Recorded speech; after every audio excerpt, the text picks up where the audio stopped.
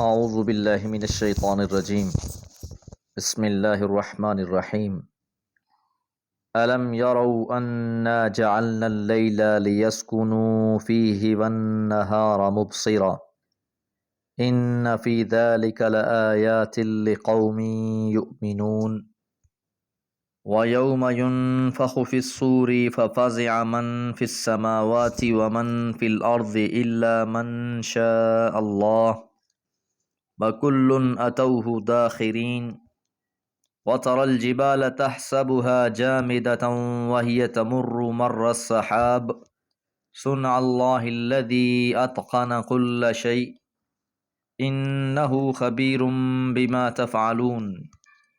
سورہ نمل آیات 86 سے 88۔ پچھلی آیات میں ہم نے یہ بات جانی کہ مجرموں کو مختلف درجوں میں تقسیم کر دیا جائے گا، اور پھر ان سے اللہ تعالیٰ یہ بات پوچھیں گے کہ کیا تم تھے وہ جنہوں نے میری آیتوں کا انکار کر دیا، اور پھر وہ اس بات کا کوئی جواب نہ دے پائیں گے۔ آگے مزید ایسی علامتیں بیان کی جا رہی ہیں کہ جن علامتوں اور نشانیوں کو دیکھ کر انسان رب کا تعارف حاصل کرتا ہے۔ الم یروا، کیا انہوں نے نہیں دیکھا، انا جعلنا اللیل، بلا شبہ ہم نے بنا دیا ہے رات کو، لیسکنوا فیہ، تاکہ وہ آرام کریں اس میں، تسکین پائیں اس میں، والنہار مبصرا، اور دن کو روشن بنا دیا۔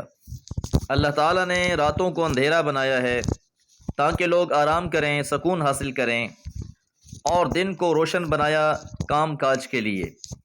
اسی بات کو اللہ تعالیٰ سورہ فرقان میں اس طرح بیان فرماتے ہیں، وَهُوَ الَّذِي جَعَلَ لَكُمُ اللَّيْلَ لِبَاسًا وَالنَّوْمَ سُبَاتًا وَجَعَلْنَا النَّهَارَ نُشُورًا، اور وہی ہے جس نے تمہارے لیے شب کو پردہ پوش، نیند کو تکلیفیں دور کرنے والی، اور دن کو وقت نشوز بنا دیا کہ جس میں انسان اپنے کام کاج کر سکے۔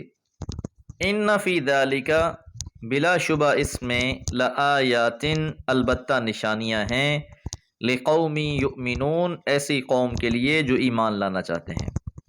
تو دن اور رات کا تسلسل کے ساتھ آنا جانا، رات کو آرام کے لیے بنا دینا، دن کو کام کے لیے متعین کر دینا، اور اللہ کے حکم سے اس نظام کا اسی طرح چلتے رہنا، یقیناً یہ نشانیاں ہیں ایسے لوگوں کے لیے جو ایمان لانا چاہتے ہیں۔ وَيَوْمَ يُنفَخُ، اور اس دن جس دن پھونکا جائے گا، فی الصور، سور میں، کہ جس دن سور پھونکا جائے گا، فَفَزِعَ، پس گھبرا اٹھیں گے، من فی السماوات، جو آسمانوں میں ہیں، ومن فی الارض، اور جو زمین میں ہیں۔ تو یہ قیامت کی ہولناکی بیان کی جا رہی ہے کہ یہ کوئی آسان چیز نہیں ہے۔ جب سور پھونکا جائے گا تو اس کے خوف سے، اس کی دہشت سے سب لوگ گھبرا جائیں گے، آسمان والے بھی گھبرا جائیں گے، زمین والے بھی گھبرا جائیں گے، الا من شاء اللہ، سوائے اس کے جسے اللہ تعالیٰ چاہے۔ یعنی اس دن اس ہلچل سے، اس گھبراہٹ سے وہی لوگ امن میں ہوں گے جن کو اللہ تعالیٰ امن میں رکھے گا۔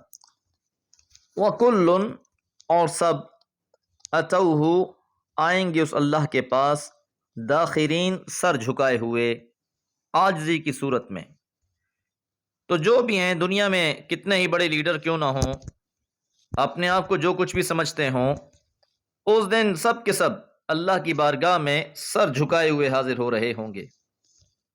وَتَرَى الْجِبَالَ، اور آپ دیکھیں گے پہاڑوں کو، تَحْسَبُهَا، جسے تم گمان کرتے ہو، جامدتاً، ٹکے ہوئے، جامد، وَهِيَ تَمُرُّ، وہ اڑ رہے ہوں گے، مَرَّ السَّحَابِ، بادلوں کے اڑنے کی مانند۔ یہاں یہ بات یاد رہے کہ شعراء عرب یہ خیال کیا کرتے تھے کہ زمین پر ہر چیز فنا ہو جاتی ہے سوائے پہاڑوں کے۔ جو چیزیں اگتی ہیں بالآخر ختم ہو جاتی ہیں، جو پیدا ہوتے ہیں وہ مر جاتے ہیں۔ ان کی رائے میں یہ پہاڑ واحد چیز تھے جنہیں ہمیشگی حاصل ہے۔ تو فرمایا کہ یہ پہاڑ جنہیں تم گمان کرتے ہو کہ یہ ایک جگہ پہ ٹکے ہوئے ہیں، حالانکہ یہ بھی بادلوں کی طرح اڑ رہے ہوں گے۔ سن اللہ، اللہ کی تخلیق، اللہ کی کاریگری، الذی جس نے اتقن کل شیء جس نے ہر چیز کو محکم پیدا کیا ہے۔ اللہ تعالیٰ کی جو بھی مخلوقات ہیں وہ اللہ تعالیٰ کی کمال کاریگری کے ثبوت ہیں۔ انہ بلا شبہ وہ اللہ تعالیٰ خبیر خوب خبر رکھتا ہے، بما تفعلون جو تم کر رہے ہو۔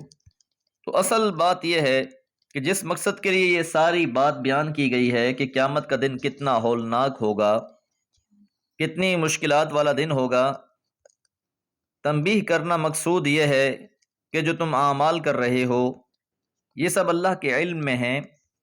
تمہیں اس دن کی ہولناکیوں سے ڈرتے ہوئے اپنے اعمال کو بہتر بنانا چاہیے۔